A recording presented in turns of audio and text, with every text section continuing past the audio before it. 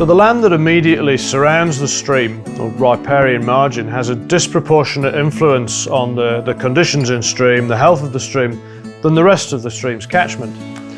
So this riparian zone is an area that we think about a lot in terms of managing effects of adjacent land use on our streams.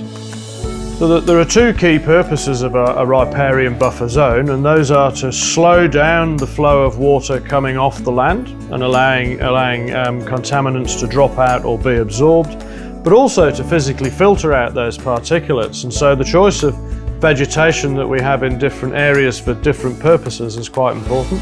Keeping stock away from the stream's edge to protect the integrity of a grass filter or whatever vegetation you've got around your stream is a key way you can ensure that the riparian buffer can do its job. Good riparian planting also prevents erosion of your stream banks, which prevents fine sediment getting into the stream, but it also prevents the stream eating away at your land. As well as filtering contaminants, riparian vegetation creates shade for the stream, and shade can prevent the nuisance growths of algae and macrophytes, irrespective of the nutrients that are in the water. And riparian vegetation also drops organic matter such as leaves and wood into the stream, and these leaves and wood provide a food resource to insects, which in turn feed the fish and the birds and keep the whole stream system moving. When it comes to riparian planting, it's often helpful to think about different zones across your buffer. So an initial filtering strip of grass right next to your fences is extremely useful to break the flow of contaminants across the paddocks.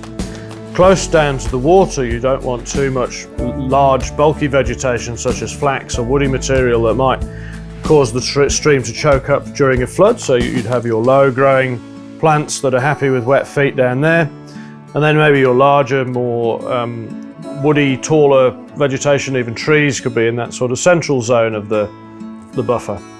In terms of choosing the specific plants to put where in your riparian border, it's really important to look at the local conditions and the local plants that are thriving in particular environments. Maybe even talk to your local nursery providers about where they would recommend certain plants go. It's also important to remember that you can't just plant and walk away.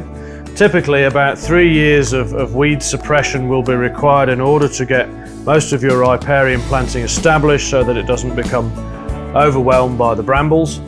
And trying to keep woody weeds and invasive weeds such as brambles and willows and gorse and so on out of your riparian zone until your plantings have matured is a really key component of your maintenance regime. And so what's the payoff for all this effort? Well, there's a couple of things going on. A key component is that you'll be providing filtering and protection for the stream, thus ensuring a healthy stream environment. But there'll also be a bit of shelter for your stock, which they may thank you for, and the chance to see more biodiversity coming onto the farm, more birds, that sort of thing.